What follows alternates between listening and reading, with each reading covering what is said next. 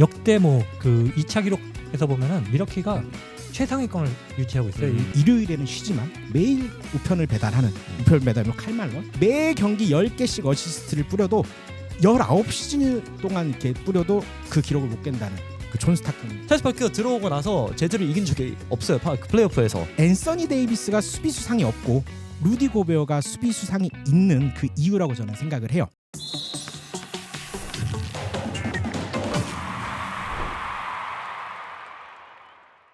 네, 안녕하십니까. 느바베큐 오늘은 23회 여러분과 함께합니다. 오늘도 연길이 형, 석환이 형 함께하고요. 염영근 기자인가? 조금 더 살찌지 않았어요? 닥터 와이님이 오늘은 모자를 벗었어요. 또 한 주간 안녕하셨죠? 아니 지난번에 궁금하긴 했어요. 모자를 깊게 누르고 쓰고 계셔서 딱 래퍼 느낌이 좀 나고 힙합 스타일에서 잘 생각했는데 원래 이런 헤어스타일을 유지하셨었나요? 네, 저 이렇게 헤어스타일 유지한 지가 그래도 한 6년 7년 이상 된 것 같아요. 이게 세수할 때 되게 좋아요. 머리를 따로 안 감아도 티가 안 나고. 아니 근데 제가 보기엔 관리가 만만치 않을 것 같아요. 아니요, 그냥 간단하게 샤워하면서 같이 머리 밀어주면 면도하면서 같이 밉니다. 아니 근데 어쩌다가 이런 헤어스타일을 유지하기로 결정을 하셨어요? 사실 이게 농구의 또 근본 머리의 헤어스타일 아니겠습니까? 이게 농구력이 상승하고자 또 이렇게 한번 밀어봤는데 또 나름 또 잘 어울린다고 해주시는 분들이 많아가지고 그 없는 거 애써 붙잡지 않고 그냥 싹 포기를 해버렸습니다. 네. 실제로 농구력이 상승하던가요? 그러지는 않은 것 같아요. 왜 나는 화이트처럼 될 수 없는가? 어쨌든 지난번에 나오셔가지고 유타 재즈 얘기를 아주 화려하게 해주고 가셨어요. 재밌었습니다. 그래서 오신 김에 오늘 유타 재즈 얘기를 조금 더 하려고 그래요. 최고의 콤비 하면 우리가 NBA에서 여러 콤비들을 꼽을 수 있는데 진짜 최고 중에 최고는 칼 말론하고 존 스타크턴이 아니었을까 하는 생각을 하거든요. 아마 농구를 잘 몰라도 존 스타크턴과 칼 말론이라는 이름은 많이 들어보셨을 거예요. 그렇죠. 그쵸? 피켄롤이라는 게 지금 엄청나게 유행하는데 피켄롤이 대중화되는데 가장 큰 영향을 미친 콤비가 아닐까. 그래서 생각합니다. 예. NBA 역사상 우리 머릿속에서 잊혀지지 않을이 아니고 완전히 각인이 될 만한 그런 콤비들 얘기를 좀 해볼까 합니다. 자, 연기 형이 생각나는 최고의 콤비는 누가 있을까요? 콤비 여러 명 있죠. 예, 여러 명 있는데 제가 생각하는 저는 아무래도 고대사 전공이다 보니까 고대사 얘기를 먼저 해보겠는데요. 풀어주세요. 멜진 베일러와 제리 웨스트 이거 뭐 누구나 다 인정할 겁니다. 최고의 콤비. 예. 콩라인이죠. 둘 다 콩라인. 전형적인 콩라인입니다. 멜진 베일러 대학농구에서 준우승하고 MVP 탄 선수. 제리 웨스트도 역시 마찬가지로 대학농구에서 준우승하고 MVP 탔고 우승은 못하지만은 MVP는 탔죠. 그리고 초대 MVP NBA에서 파이널 초대 MVP가 바로 제리 웨스트예요. 그때도 69년도에 우승 못하고 MVP 탔습니다. 엘진 베일러는 7번의 파이널에 올라서 결국은 우승을 한 번도 못하고 은퇴했고요. 야, 그것도 은치 않다. 제리 웨스트는 8번 실패하고 9번째 도전해서 결국 우승을 했죠. 심지어 엘진 베일러가 은퇴하자마자 그렇죠. 우승을 9경기 뛰고 자기 무릎이 안 좋으니까 자진 은퇴했거든요. 뛰지 못하겠다고 은퇴하자마자 팀이 귀신같이 33연승하면서 우승을 이쯤 되면 그건 엘진 베일러 탓이라고. 은퇴를 벌써 했었어야지. 근데 이 선수들이 대단한 게 별명도 딱 맞아요. 제리 웨스트의 별명은 미스터 아웃사이드. 엘진 베일러는 미스터 인사이드. 아웃사이더 인사이드. 그래서 아웃사이더 인사이드 조화가 되는 거죠. 오. 많은 사람들은 그 제리 웨스트가 슈팅 가드라고 생각을 하지만은 제가 볼 때는 그때는 가드, 뭐 포워드 이렇게 구분이 크게 되진 않았지만은 사실 현대농구에서 보면은 이 선수는 포인트 가드에 가까웠고요. 엘진 베일러를 많은 사람들은 스몰 포워드로 평가를 하지만은 리바운드 수치나 뭐 이런 거 보시면 알겠지만 신장이 작아서 스몰 포워드라고 보지만은 사실은 플레이는 파워 포워드입니다. 2000년대 초반에 봤을 때 파워 포워드 랭킹에서 실제로 들었던 선수기도 하고요. 그러니까 골밑과 외곽 조화가 진짜 아웃사이드와 인사이드네. 말론과 스타크턴처럼 이렇게 돼 있는 거죠. 두 선수는 뭐 엄청난 활약을 하면서 득점 기록도 많이 세웠었고 또 플레이오프에서 엄청나게 좋은 활약을 했음에도 우승을 못했습니다. 그 NBA 파이널 최다 득점 기록이 엘진 베일러가 가지고 있는 61점이고요. 그 제리 웨스트 같은 경우는 별명이 아예 미스터 클러치예요. 예. 플레이오프 통산 40점 이상을 넣은 평균 득점이 40점이 됐을 정도로 엄청난 활약을 했던 적도 있고요. 간디가 좋은 선수들이네. 하지만 우승을 못한 아쉬운 선수들이었죠. 결국은 엘진 베일러가 우승을 못하고 은퇴를 했는데 재밌는 거는 두 사람 모두 다 단장이 돼요. 나중에 한 명은 LA 레이커스에서 여러 번 우승을 하고 한 명은 LA 클리퍼스에서 계속 플레이오프도 못 가고 이런 상황이었는데 누가 못 갔는지 알겠죠. 엘진 베일러입니다. 인사이드가 못 갔네. 전형적인 좀 루저죠. 우리나라에서 뭐 콩진 베일러다 뭐 이렇게 불릴 정도로 우승을 못했던 콤비였지만은 역대 가장 뛰어난 콤비를 꼽을 때 뺄 수 없는 인물들입니다. 두 번째는 제가 약간 이거는 논란이 있을 수도 있는데 NBA에서 뛰지 않은 콤비를 골라왔어요. 근데 NBA와 연관이 돼 있는 인물들입니다. 야 궁금하다. 덩모와 레리 브라운입니다. 딱 알겠죠. NBA 감독들이었어요. 근데 이 사람들은 재밌는 게 뉴욕에서 둘 다 태어났고 한 살 차이예요. 그래서 어린 시절부터 같이 농구도 많이 했고 알던 사이였습니다. 두 선수 모두 노스캐롤라이나 대학에 진학을 합니다. 그래서 노스캐롤라이나 대학이 암흑기였어요 그때. 왜냐하면은 프랭크 맥과이어 감독이 사임을 하고 리크루팅 제안까지 받으면서 좋은 선수를 뽑지 못하게 되면서 성적을 못 나게 돼요. 그러면 감독이라고 온 사람은 20대 후반인 딘 스미스라는 듣도 못한 사람이 감독으로 와요. 그 팀이 엉망진창이었습니다. 플레이오프도 못 나가는 제한이 걸려가지고 경기 수도 많이 못 뛰고. 근데 공교롭게도 그때 또 승부 조작 사건이 대학농구를 휩쓸어요.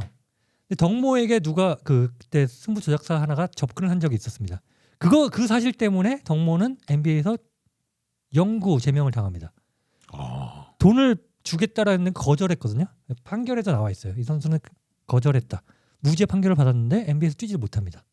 그래서 결국 유럽에서 뛰고 있었어요. 유럽에서 뛰고 있는데 67년도에 ABA라는 리그가 생깁니다. 그러니까 그때 덩모란 선수가 워낙 잘했다는 거 아니까 올 아메리칸에서 했던 선수니까 이 선수를 ABA는 선수를 수급하는 게 쉽지 않잖아요. 그러니까 NBA에서 금지된 선수를 데리고 오자를 해서 덩모의 연락처를 알기 위해서 레리 브라운에게 전화를 합니다. 레리 브라운 같은 경우에는 키가 173밖에 안 되기 때문에 NBA를 못 간 선수예요. 대학에서 엄청난 선수였지만 그 64년 도쿄올림픽 금메달까지 땄지만 NBA를 못 갔어요. 근데 레리 브라운에게 전화해서 야 덩모 전화번호 좀 알려줘. 그래서 야 넌 요즘 뭐 하냐? 근데 나는 지금 여기서 노스캐롤라이나에서 어시스턴트 코치하고 있다. 그러니까 너도 한번 와봐라. 이래서 ABA에서 두 선수가 데뷔를 하게 됩니다. 근데 기가 막힌 콤비 플레이를 보여줍니다. TV 중계가 안 돼서 그런데 그 당시 경기를 본 전문가들의 얘기는 스타크턴과 말런이다. 현대로 따지면 그 정도로 기막힌 활약을 하면서 그 2년차 때는 그 팀을 세트로 두 선수를 오클랜드 옥스가 트레이드를 해서 데리고 오게 되거든요. 오자마자 그 팀에 있었던 게 릭베리였는데 릭베리가 시즌 초반에 부상을 당해요. 그럼에도 불구하고 두 선수의 활약으로 우승을 합니다. 엄청난 활약을 하면서 했지만 결국은 덩모 선수가 그 무릎 부상으로 빨리 은퇴하면서 두 선수가 오래 하진 못했지만은 피켓롤 현대농구의 피켓롤 같은 시초를 두 선수가 보여줬기 때문에 역사적으로 의미가 있고요. 현대 세분화된 피켓롤은 아니었어요. 주로 레리 브라운을 위한 피키였고 그다음에 덩모는 빠지면서 중거리 슛 이런 걸 했지만은 현대 그 피켓롤의 모태가 되는 플레이를 보여줬던 콤비이기 때문에 제가 한번 꼽아봤고요. 두 선수는 감독으로서는 뭐 어마어마한 NBA에서는 어마어마한 성적을 냈고 레리 브라운은 뭐 NCAA 우승, 캔사스 대학 88년 우승, 우리 2004년도 디트로이트 우승, NCAA 우승과 NBA 우승을 한 유일한 감독이고 명예 전당에 올랐고요. 덩모 같은 경우는 덴버에서 감독으로 연극 결반을 받았을 정도로 훌륭한 인물이었기 때문에 한번 소개를 해봤습니다. 참 신기하다. NBA 무대를 밟아보지 못했는데 정작 선수로는. 네. 근데 오히려 그 이후에 덩모에 대한 평가를 그때 한 걸 보면은 당시 NBA 최고의 파워포워드가 저번에 뉴욕전에서 얘기했던 데이브 두부셔라는 선수가 있었죠. 데이브 두부셔가 더 뛰어나다 이런 평가를 ABA 경기를 본 전문가들이 얘기했을 정도로 뛰어난 선수인데 아쉽게도 그때 징계를 받으면서 NBA 무대를 못 밟은 거죠. 아쉬운 선수였습니다 정말. 계약금을 안 받아서 못 갔다는 게 난 사실 이해가 잘 안 되는데. 그렇죠. 근데 이게 화이트 삭스가 그 블랙삭스 스캔들에 걸린 이후로 모든 스포츠는 연관만 됐다라고 하면 일단 기소가 되면은 무조건 다 영구 제명이야. 좀 억울한 면이 있다 이거. 그렇죠. 그런 게 결국 풀리게 된 계기가 바로 ABA 출범이었고요. 그것 때문에 우리가 아는 많은 선수들이 NBA 나중에 들어오게 됩니다. 뭐 로저 브라운이라던가 코니 호킨스 이런 선수들로 다 제명을 받았었거든요. 다 NBA 나중에 들어와서 좋은 활약을 하게 되는 이유가 ABA라는 리그가 생겼기 때문이죠. 덩모와 레리 브라운은 별명 자체가 트윈스였어요. 쌍둥이. 맨날 붙어 다니고 맨날 치고받고 싸우는데 코트에서는 정말 손발이 척척 맞는 콤비였기 때문에 한번 소개를 해봤습니다. 네. 네. 그리고 마지막 콤비는 이거는 별로 소개하고 싶지 않았지만 소닉이 가장 고평가하는 콤비가 하나 있어요. 소닉 보고 있나? 나는 내가 볼 때는 소닉이 오면은 역대 최고의 팀 얘기할 때 소닉이 아마 이 팀을 꼽을 겁니다. 바로 미러키 벅스 1971년 우승 당시 미러키 벅스인데요. 카림 압둘 자바와 오스카 로버슨. 참 아쉬운 거는 카림 압둘 자바는 이때가 정말 20대 초반이었고 오스카 로버슨은 30대 중반이었습니다. 은퇴하기 직전에 만났다는 게 좀 아쉽죠. 만약에 2, 3년 전만 때만 만났으면 제가 볼 때 왕조를 만들었을 콤비입니다. 역대 뭐 그 2차 기록에서 보면은 미러키가 최상위권을 유지하고 있어요. 이 소닉이 많이 나중에 얘기할 건데 그래서 이 얘기는 안 하겠지만 오자마자 오스카 로버슨 얘기를 할 때 저번에 했지만은 트레이드가 돼서 오자마자 우승을 했고 미러키를 4대 메이저 역사상 가장 단기간에 우승시킨 팀이기 콤비이기 때문에 저는 매직 존슨 카림 압둘-자바 콤비만큼 파괴력이 있는 콤비였다라고 소개를 하고 싶습니다. 오케이. 재미난 얘기 많이 들었습니다. 자, 그런데 우리가 제일 먼저 저 칼 말론하고 존 스타턴 얘기했잖아요. 네네. 그 얘기 또 빼놓고 가면 섭섭하잖아. 우리 닥터와이님께서 네. 그들은 뭐가 그렇게 뛰어나고 그들이 만들어낸 기록은 뭐 어떤 것들이 있습니까? 사실 이제 제 NBA 첫 기억이 뭐냐면 그때 이제 제가 고등학교 시절이었는데 NBA 액션에서 떠오르는 다이나믹 듀오라고 이렇게 소개를 해준 선수 있어요. 그때가 이제 2000년대 초반이었거든요. 보스턴의 이제 다이나믹 듀오였거든요. 제가 그 선수들의 플레이를 보고 NBA에 빠져들긴 시작했어요. 혹시 보스턴의 다이나믹 듀오 하면 떠오르시는 분들이 있나요? 피어스 워커 엄청 많죠. 2000년대 초반. 2000년대 폴 피어스하고 앤턴 워커기는 해요. 근데 사실 뭐 이거는 이제 제가 아이스 브레이킹을 한번 갖고 와본 거고 사실 듀오 하면 유타 재즈죠. 유타 듀오라고 팀 이름을 바꿔도 될 그렇죠, 정도로 맞아. 농구의 듀오 뭐 이런 닉네임이 떠오르는데 사실 유타 재즈는 칼 말론 존 스타턴에서 데론 윌리엄스 카를로스 부저를 지나가지고 도노반 미첼 그리고 루디 고베어까지 그리고 이제 요즘 제가 밀고 있는 게 이제 생마 콤비라고 콜린 섹스턴과 라우리 마카넨 여기까지 이제 그 쭉 계보가 이렇게 이어져 오고 있는데 사실 이제 제가 여기서 이제 스타턴 투 말론을 조금 더 소개해드리자면 저는 이들의 전성기를 지켜본 팬은 아니에요. 사실 제가 이제 워싱턴 조던 시절부터 NBA를 보기 시작을 했기 때문에 이때는 이미 전성기가 지난 상태여가지고 다른 팀들을 좋아하고 있었다가 사실 제가 이제 그 좀 성실한 선수 그리고 이제 꾸준한 선수를 좋아하다 보니까 좀 찾기 시작을 했어요. 내가 이제 어떤 선수가 이렇게 좋을까 하다 보니까 떠오르는 게 누굽니까? 그 일요일에는 쉬지만 매일 우편을 배달하는 우편 배달물 칼 말론 그리고 이제 결장 없이 매 경기 10개씩 어시스트를 뿌려도 19시즌 동안 이렇게 뿌려도 그 기록을 못 깬다는 그 존 스타턴 이 두 콤비가 떠오릅니다. 조던 피펜 오닐 코비 이런 듀오들도 떠오르긴 하겠지만 사실 조던 피펜 지금 사이 어떤가요? 그 조던 아들이 막 피펜 전 와이프하고 막 난리 나고 그죠?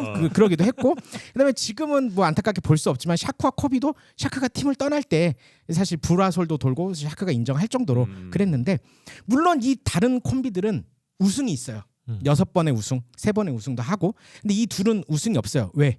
유타가 50년 동안 우승을 못했으니까. 하지만 이 둘은 1985년 칼 말론이 데뷔한 이후 스타턴이 은퇴한 2003년까지 18시즌 동안 함께 합을 맞춰요.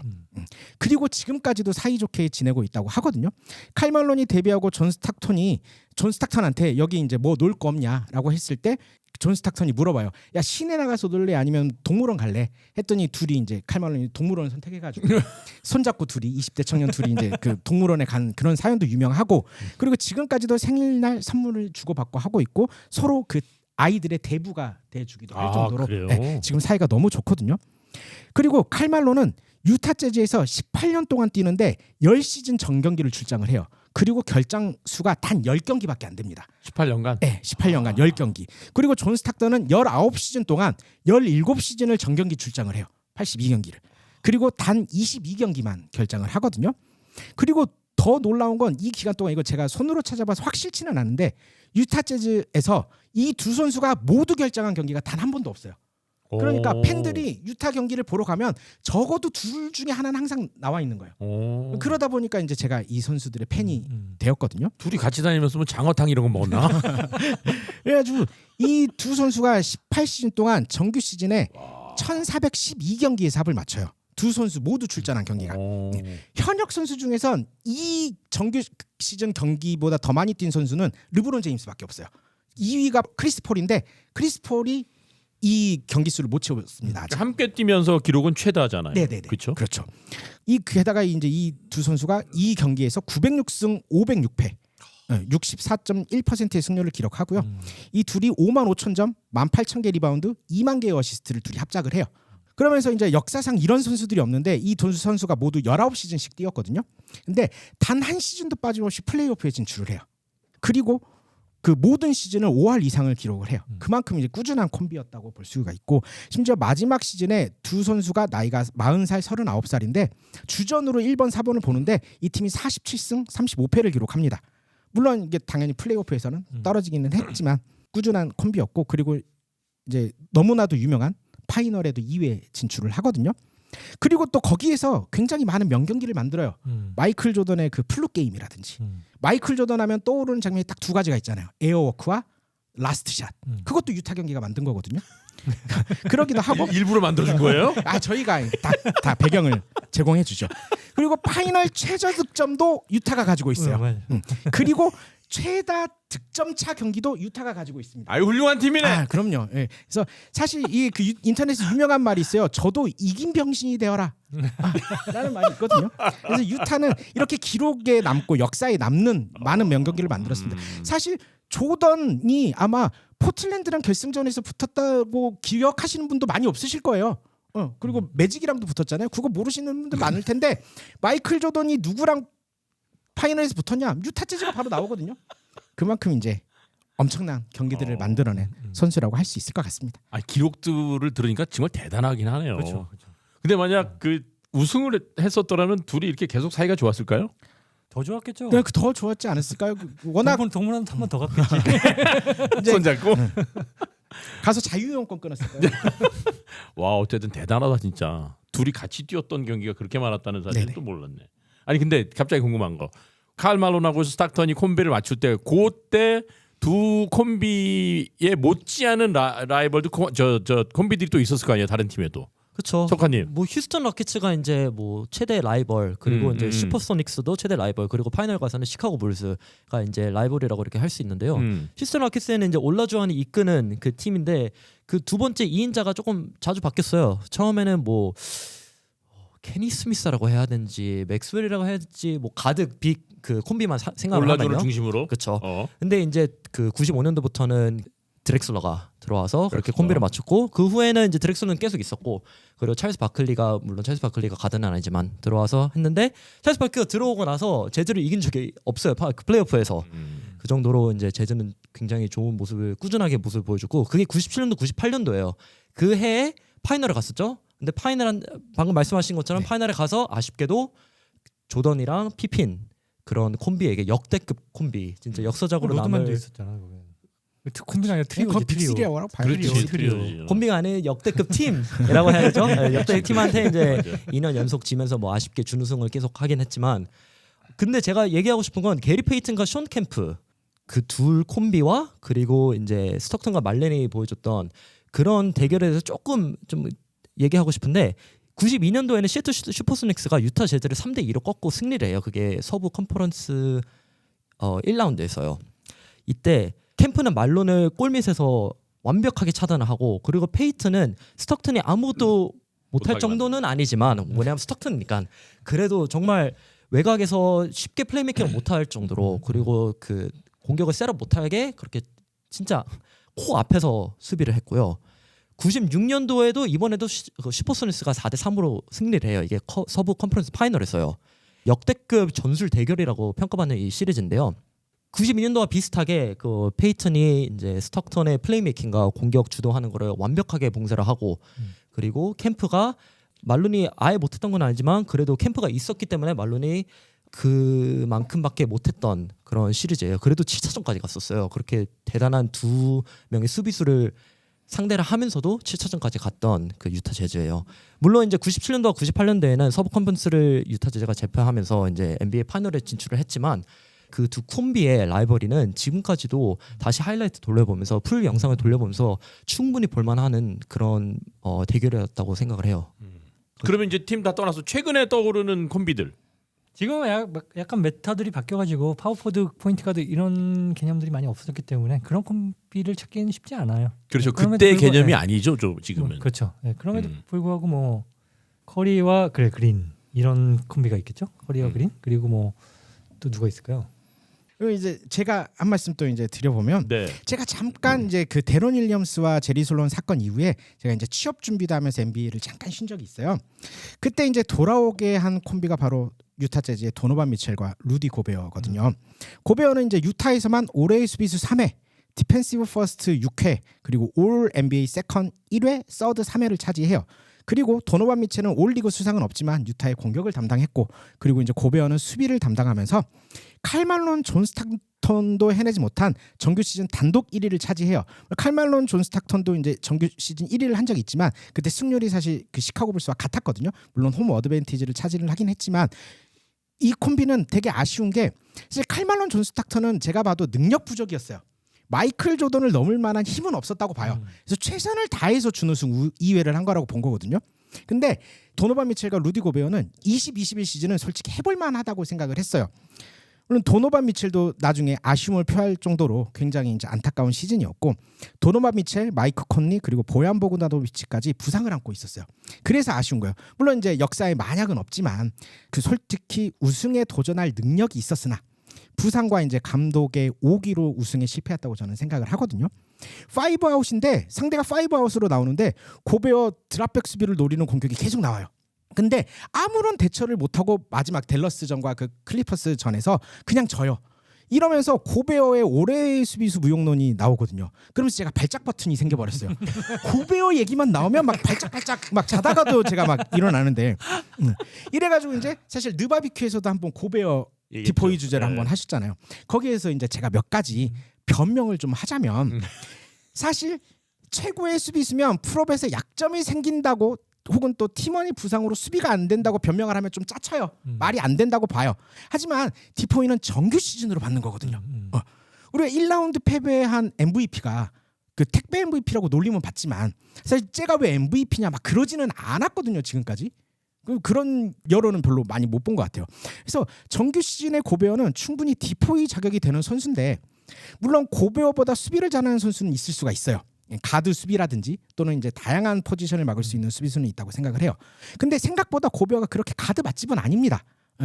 얘가 이제 워낙 그 WWE의 덜악 같은 접수 능력을 가지고 있어요. 그래가지고 막 커리랑도 막 춤추고 막 폴이랑도 막 같이 돌고 합니다. 그래서 놀리는 맛이 좋거든요.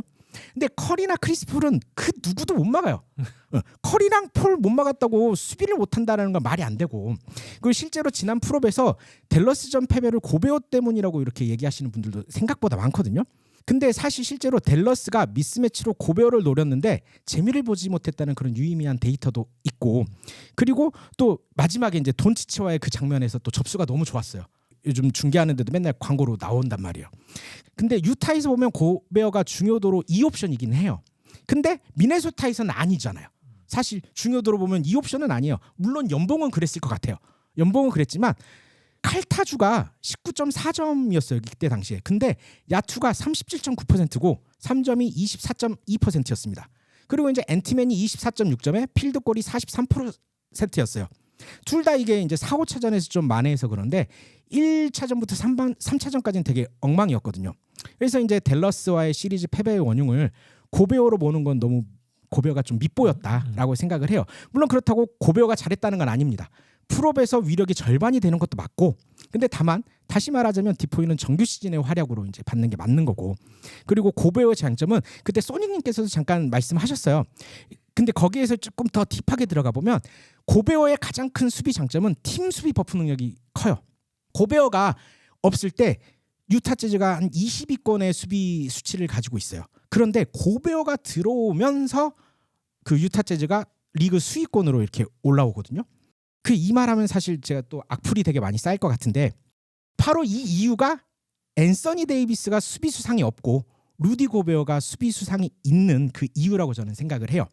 왜 갑자기 또 이제 가만히 있는 AD를 이렇게 까냐고 이렇게 하실 수 있는데, 사실 고베어가 맨날 무슨 디포이냐 하면서 반대급부로 나오는 말이 AD가 이렇게 수비를 잘하는데 왜 디포이가 하나도 없나요? 이런 글들이 되게 많거든요. 근데 사실 당연히 앤서니 데이비스가 더 가치 있는 선수라고 생각해요, 저는. 그리고 수비력도 어찌 보면 고베어보다 더 좋다는 의견도 뭐 존중합니다. 저는 그렇게 생각하지 않지만 그렇게 보는 것도 맞다고 봐요. 근데 제가 봤을 때 AD가 팀 수비를 높이는 능력이 되게 부족한 것 같아요, 지금까지. 왜냐면 성적이 안 좋은 팀에서 MVP가 나올 수가 없잖아요. 풀업에서 떨어졌는데 MVP가 나올 수가 없습니다. 그런데 팀 수비력이 좋지 않은 팀에서 디포이가 나온다는 것도 저는 쉽지 않다고 보거든요. 지금까지 팀 실점과 디펜시브 레이팅이 15위 이하인 팀에서 수비왕이 딱 2번 나와요. 첫 번째로 블락 5개씩 찍었던 마누투볼이었고요. 그리고 이제 NBA에서 유일하게 300스틸한 얼빈 로버트슨. 여기 둘만 팀 수비가 낮은데 디포이를 타요. 그리고 나머지는 전부 다 뭐 10위권 이내의 수비수들을 봤거든요. 그래서 압도적인 수비 스탯으로 찍던지 팀 수비가 좋아야 하든지 하는데 AD가 10년 넘게 이렇게 시즌을 보내는 동안 실점과 디펜시브 레이팅이 15위 안에 들어간 시즌이 딱 2시즌밖에 없어요. 심지어 실점 2위하고 디펜시브 레이팅 1위한 시즌이 20년 21 시즌인데 이때 AD는 36경기밖에 안 뜁니다. 그때 이제 어떤 댓글에서 고베어처럼 골밑 박아두고 공격보다 수비에 힘쓰게 하면 AD가 고베어보다 더 좋은 수비력을 보여줄 거다라고 이렇게 많이 말씀하시거든요. 근데 어떠한 감독도 AD를 그렇게 쓰진 않을 거란 말이에요. 그러면 감독 그만해야죠. 그 공격력에서 이렇게 압도적인 친구를 그 수비에만 박아놓고 이렇게 한다는 건 말이 안 되는 것 같고, 그래서 이제 AD는 능력이 있지만 그 능력을 보여줄 수가 없었다고 생각을 해요. 그래서 못 받은 거예요. 그래서 지금 올 시즌도 AD는 MVP 받을 확률이 디포이 받을 확률보다 훨씬 높다고 봐요. 그래서 이제 제가 말씀드리는 게 뭐냐면 루디 고베어가 디포이 사회로 지금 센터 중에 가장 많은 횟수로 알고 있거든요. 아니 뭐 역대 가장 많은 횟수 중에 들어간다고 알고 있어요. 그리고 이제 디펜시브 퍼스트 팀 7회. 이게 센터로 가장 많은 횟수라고 알고 있어요. 이러한 수상 경력에 걸맞는 수비수냐라고 물어보면 저도 사실 잘 모르겠어요. 그래서 이제 루디 고베어는 시대를 잘못 타기도 했지만 시대를 또 잘 타고났다라고 제가 평가하고 싶은데 90년대에 뛰었으면 골밑 수비 집중하면서 매치업 헌팅 안 당하고 이런 억가도 안 당했을 겁니다. 그렇다고 루디 고베어가 그렇게 하킴 올라주언, 베널러스, 디켐베 무톰보 같은 선수를 제치고 디포이 사회를 받을 수 있느냐? 이건 저는 불가능하다고 저도 생각을 하고요. 오히려 현 시대에 뛰었기 때문에 이런 억가가 있었지만 억가가 아니죠. 이런 단점이 있었지만 사회의 디포이를 거머쥘 수 있었다고 생각을 하거든요. 이게 이제 시대를 잘 타고난 거죠. 지금 와서 이제 이시키가 매치업 헌팅 당하고 막 프로에서 막 어버버버 막 이러고 있으니까 이게 무슨 디포이냐라고 하는데 수비수 수상할 그때로 돌아가면 또 당연하다는 반응도 꽤 많았어요. 올 시즌 저번 시즌에도 그린도 인정을 했잖아요. 그 목조른 그린조차 고베어가 올해는 수비수를 받는 게 맞다라고 이렇게 하거든요. 그래서 작년에 사실 웬바냐마가 받아야 됐다는 이야기도 살짝 나오긴 하는데요. 그때 샌안토니오도 사실 실점 24위 그리고 디펜시브 레이팅 22위였어요. 그래서 이 팀이 받기는 좀 그래요. 그래서 이제 저는 웬바냐마가 그때 2위를 한 것도 엄청 대단하다고 저는 그렇게 생각을 하고 있습니다. 네. 이 말 안 하고 어떻게 참았대? 이것 때문에 나오신 거예요? 이것 때문에 지금. 고베어 발작. 아니 보니까 광주광역시 NBA 맛집이야. 야, 잘 들었습니다. 동의하십니까? 아니 뭐 동의 부동의 이런 걸 떠나서 재밌게 잘 들으셨죠? 동의합니다. 예. 서건이 어떠셨어요? 당연하죠. 많이 깠나? 아니 플레이오프에서 못한다 그냥 플레이오프에서 매치업 헌팅을 당할 수밖에 없는 그런 거라 그랬죠 제가. 예. 저희가 뭐 짧게나마 콤비에 관련된 얘기를 했는데 누굴 만나느냐가 되게 중요한 것 같아요. 내 기량도 중요하지만 내 짝꿍으로 누굴 만나느냐가 되게 중요하다고 보면 그렇게 보면 우리 농구 아니더라도 우리 사회에 정말 좋은 짝을 만나서 성공한 사람들이 있잖아요. 제가 해설을 오래 할 수 있었던 것도 제가 처음 만난 아나운서가 이명수 아나운서였습니다. 그래요? 농구에도 소식 강동희 허재 그런 거 보면 우리 사회에 곳곳에 정말 좋은 짝을 만나서 성공한 이들이 되게 많다. 농구도 예외는 아니다. 저도 제 와이프 잘 만나가지고 또 이렇게 그 말 안 하면 우린 뭐가 되라고 지금 얘기를 하나? 사랑해. 갑자기 어쨌든 야 이게 콤비 얘기를 하니까 진짜 재밌다. 개인의 얘기하는 것보다 이렇게 짝줘서 얘기하니까 훨씬 재밌네. 좋은 짝을 만나는 거 그건 뭐 남녀간의 문제도 중요하지만 사회생활하면서 진짜 중요한 부분이 아닐까 싶습니다. 그렇죠. 우리도 좋은 짝이잖아요. NBA를 통해서 그렇죠. 만난 좋은 짝들. NBA에도 내가 이렇게 발들이게 된 건 우리 다 최현길 위원 덕분에. 저도 해설 오래 할 수 있었던 게 첫 단추를 잘 깨서. 브로맨스. 자 이렇게 해서 오늘은 저희가 짧게나마 NBA의 또 중요한 그리고 멋진 장면을 보여줬던 콤비에 관련된 이야기를 또 해봤습니다. 하다 보니까 또 시간이 훌쩍 지나갔네. 오늘 23화는 이렇게 마치도록 하고 다음 시간에 또 재미난 컨텐츠를 가지고 여러분과 함께하도록 하겠습니다. 세 분 고생하셨습니다. 감사합니다. 감사합니다.